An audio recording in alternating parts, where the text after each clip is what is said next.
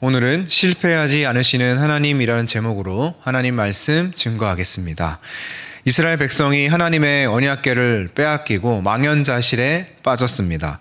전쟁에서 패배한 것도 뼈아픈 일인데 하나님의 임재의 상징인 언약궤를 빼앗긴 일은 이스라엘에게 더 큰 충격으로 다가왔습니다.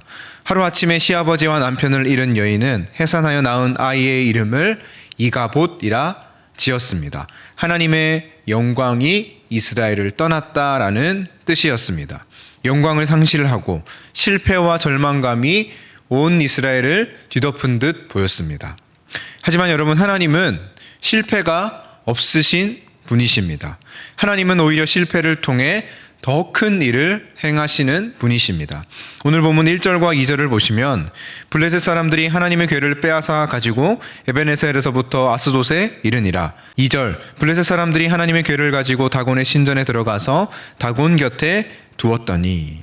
하나님은 사람들에 의해 이곳저곳으로 끌려다니시는 분이 아니십니다. 하나님은 사람들에 의해 좌지우지 되시는 분도 아니시죠. 그런데 1절과 2절을 보면 블레셋 사람들이 하나님의 궤를 이리저리로 옮겨 다니고 있습니다. 불길한 예감이 듭니다. 블레셋 사람들은 하나님의 언약궤를 자신들이 섬기는 우상신인 다곤 신전에 가져다 그곳 신상 곁에 두었습니다. 고대의 전쟁은 신들의 전쟁이었습니다. 전쟁에서 승리했다라는 것은 우리가 섬기는 신이 적군이 섬기는 신을 압도했다라는 의미를 가지고 있었습니다. 이러한 주술적 발상으로 하나님의 언약궤를 다곤 신전에 가져다 둔 것입니다. 그렇게 승리를 만끽하고 다음 날이 되었습니다. 다곤 신전에서 이상한 일이 벌어졌습니다. 3절 말씀입니다. 아스돗 사람들이 이튿날 일찍이 일어나 본즉 다곤이 여호와의 궤 앞에서 엎드러져 그 얼굴이 땅에 닿았는지라. 그들이 다곤을 일으켜 다시 그 자리에 세웠더니 멀쩡히 제자리에 있어야 할 다곤 신상이 언약궤 앞에 엎드러져 있었습니다. 마치 다곤이 하나님 앞에 패배를 인정하는 듯 그 얼굴을 땅에 대고 있었습니다. 사람들은 다곤 신상을 얼른 제자리에 옮겨다 두었습니다. 그런데 다음날 아침에는 더 이상한 일이 벌어집니다. 4절 말씀입니다. 그 이튿날 아침에 그들이 일찍이 일어나 본즉 다곤이 여호와의 궤 앞에서 또다시 엎드러져 얼굴이 땅에 닿았고 그 머리와 두 손목은 끊어져 문지방에 있고 다곤의 몸뚱이만 남았더라.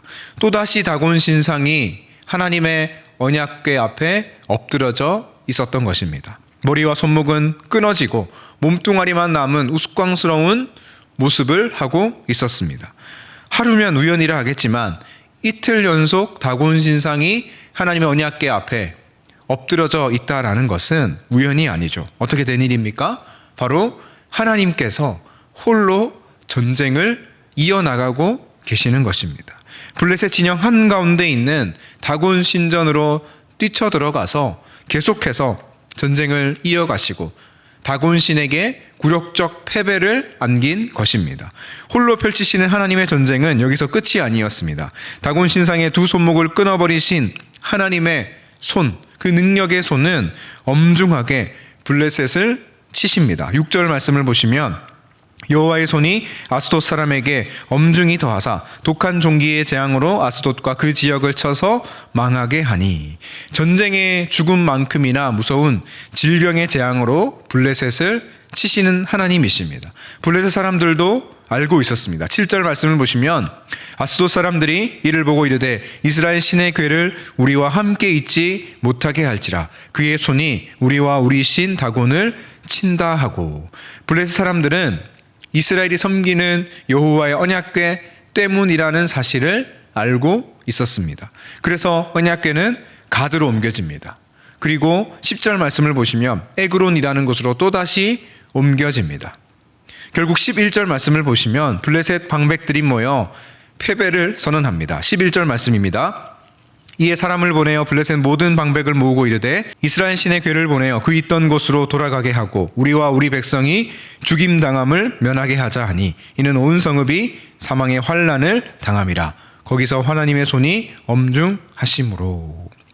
처음에 언약궤가 블레셋의 수중에 넘어갔을 때만 하더라도 하나님께서도 실패하실 때가 있구나, 하나님께서 패배하셨구나 라고 생각했습니다. 이스라엘은 패배의 쓴 잔을 받아들여야만 하는 줄로 생각했습니다.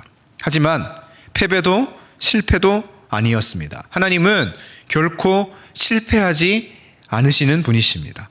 홀로 적진 한가운데로 뛰어드셨습니다. 적장의 두 손목을 끊어버리시고 당신의 엄중한 능력의 손으로 적의 패배 선언을 받아내셨습니다. 여러분, 하나님은 왜 이렇게 하십니까?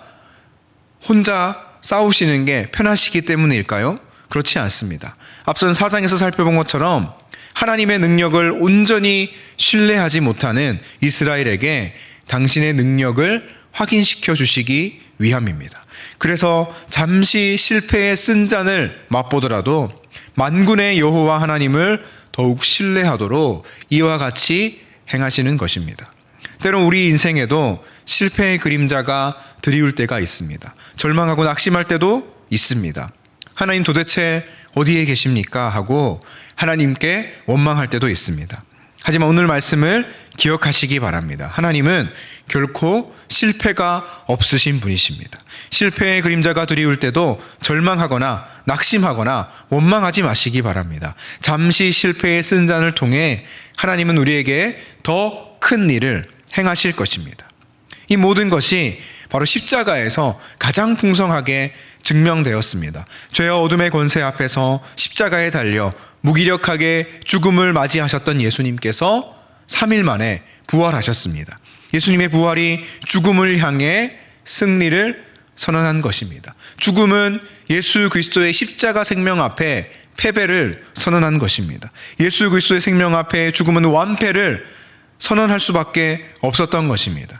그래서 십자가의 승리를 바라볼 때 우리는 우리 삶의 크고 작은 일들에도 결코 흔들리지 않을 수 있다라는 것입니다. 결국 모든 일을 선하게 이루실 하나님을 기대할 수 있기 때문입니다. 주 안에 사랑하는 성도 여러분, 오늘 하루도 실패가 없으신 하나님만 바라보며 믿음으로 승리하시기 바랍니다. 죽음을 향해 참되고 영원한 승리를 거두신 예수 그리스도의 십자가만 바라보며 의지하며 나아가시는 복된 하루가 될 수 있기를 예수 그리스도의 이름으로 축원합니다.